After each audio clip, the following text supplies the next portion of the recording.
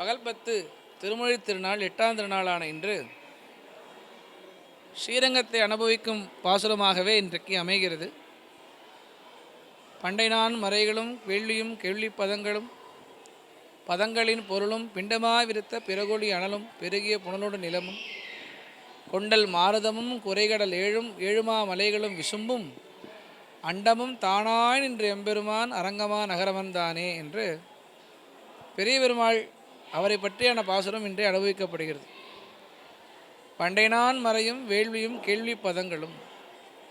இந்த பெருமாள் எப்படி அமர்ந்திருக்கார் அப்படின்னா, வேதசிருங்க விமானஸ்தாய நமகாவும் திக்கஜுசாம ரூபாய வேதாஹரண கர்மனே பிரணவோத்வீப வபுஷே மகாய சிரசே நமகா என்று இந்த பெருமாள் 4 வேதங்களுக்கு மத்தியிலே சப்த பிராகார மத்தியிலே ஓம் என்னும் பிரணவத்திற்குள்ளே பகவான் எழுந்தொழிருக்கிறார். பண்டை நான் மறையுமாகிய பெருமாள் வேள்வியும் கேள்வி பதங்களும்.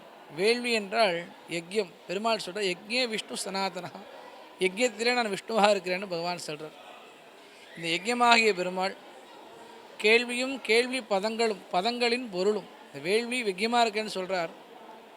பதங்களின் பொருளும் வேதமாக இருக்கார். இந்த வேதத்தினுடைய அர்த்தமாகவும் இருக்கார், வேதத்தினுடைய சாரமாகவும் இருக்கார். அப்படின்னா இந்த வேதம்னா என்ன? நிகமம். நிகம கல்பதரோத் கலிதம் பலம்னு சொன்னால் அது பாகவதம். வேதஸ்ய உபபிரமணார்த்தாயன்னு சொன்னால் அது ராமாயணம். இந்த நிகமத்திலிருந்து வந்தது அகமம், அதான் ஆகமம்னு சொல்லக்கூடிய பாஞ்சராத்திர சாஸ்திரம். பாஞ்சராத்திரஸ்ய சாஸ்திரஸ்ய வக்தா நாராயண ஸ்வயம். தானே இருந்து கீதை எப்படி உபதேசம் பெருமாள் பண்ணினாரோ அதுபோல் பாஞ்சராத்திரத்தையும் உபதேசம் பண்ணினார். பதங்களின் பொருளும், அந்த பதத்தினுடைய பொருளுமாகவும் பெருமாள் இருக்கார்.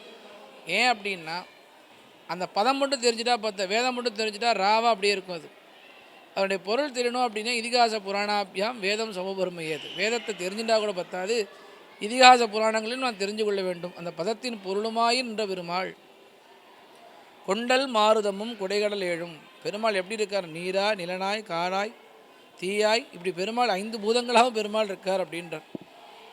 7மா மலைகளும் விசும்பும். மலையாக பெருமாள் இருக்கார், நீராக பெருமாள் இருக்கார், காற்றாக பெருமாள் இருக்கார், தீயாக பெருமாள் இருக்கார், அனலாக பெருமாள் இருக்கார், மேகமாக பெருமாள் இருக்கார். இப்படி எல்லாமும் சொல்லி அண்டமும் தானாய் நின்று எம்பெருமான். அண்டமும் தானாய் நின்று எம்பெருமான்னா நம்ம பிக் பேங் தியரின்னு சொல்லுவோம். எல்லா பெருமாள் இடத்துல சைக்கியமாக இருக்குது. ஆலமா மரத்தின் நிலைமேல் ஒரு பாலகனாய் ஞாலமேழும் உண்டான்னு சொல்கிறா இல்லையா? திரைலோக்கிய மேதகிலம் நரசிம்ம கர்ப்பம். இந்த லோகமே பெருமாளுக்குள்ளே இருக்குது. அண்டமும் தானாய் நின்று எம்பெருமான் அவர் எங்கே இருக்கார்னா அரங்கமா நகரமர்ந்தானே. இப்படி இந்த பெருமாள் எப்படி இருக்கார்னா, பண்டை நான் மறையும் வேதமாக இருக்கார், வேதத்தினோட பொருளாக இருக்கார். வேதத்தின் பொருளாக இருக்கக்கூடிய இதிகாச புராணங்களை கொண்டு எது அறியணுமோ அந்த அறியும்படியாக இருக்கார். பாஞ்சராத்திரமாகவும் இருக்கார். பாஞ்சராத்திரத்தை பெருமாள் உபதேசம் பண்ணுறச்சே கருடன் அனந்தன் விஸ்வக்ஷேனன் ருத்ரன் பிரம்மா இவர்களுக்கு தானே உபதேசம் பண்ணார். கீதை உபதேசம் பண்ணது போல 5 பேருக்கும் ராத்திரி உபதேசம் பண்ணார். பாஞ்சராத்திரம்னு வந்தது. அதனுடைய எழுத்தும் ஒவ்வொரு எழுத்தாக பெருமாள் இருக்கார். ஸ்ரீமத் பாகவத்தில் ஒவ்வொரு அக்ஷரமும் கிருஷ்ணன் இருக்கார் அப்படின்னு சொல்கிறார் இல்லையா? அதுபோல் இருக்கார். கொண்டல் மாருதமும். அப்படி பெருமாள் அப்படி காற்றாக இருக்கார், தீயாக இருக்கார், நிலமாக இருக்கார், பஞ்சபூதங்களாகவும் இருக்கார். இது எல்லாம் தான் என்று சொல்லி கொண்டு இந்த பிரணவத்துக்குள்ளே பகவான் தன்னை ஒடுக்கி கொண்டிருக்கிறார். அப்படின்னா சர்வலோகம் பெருமாள் இடத்துல அடங்கியிருக்கு. தைலோக்கியமே தகிலம் நரசிம்ம கர்ப்பம்னு சொல்லுவது போல பெருமாள் இன்றைக்கு அழகாக இன்றைக்கு இந்த ஆலய சேவை தன்னுடைய பாசுரத்தை அனுபவித்து கொண்டு பெருமாள் அர்ஜுனமண்டலத்தில் எழுந்தருளியிருக்கிறார். இதற்கு ஏற்றார் போலே ரங்கநாதருக்குன்னே ஏற்பட்ட பாண்டியங்கொண்டை அடுக்கடுக்கான ரத்ன பதக்கங்கள், அதில் 8வட முத்துசரம் அணிந்து கொண்டு கையில் வைர அபயஸ்தத்தோடு இன்றைக்கு தன்னுடைய பாசுரத்தை அனுபவித்து கொண்டு அர்ஜுனமண்டலத்திலே பெருமாள் எழுந்தருளியிருக்கிறார். இந்த பாசுரத்தை எல்லாரும் தெரிஞ்சுக்கணும். இந்த பாசுரத்தை தெரிஞ்சுட்டு பெருமாளை சேவித்தா அவரோட விசேஷம்.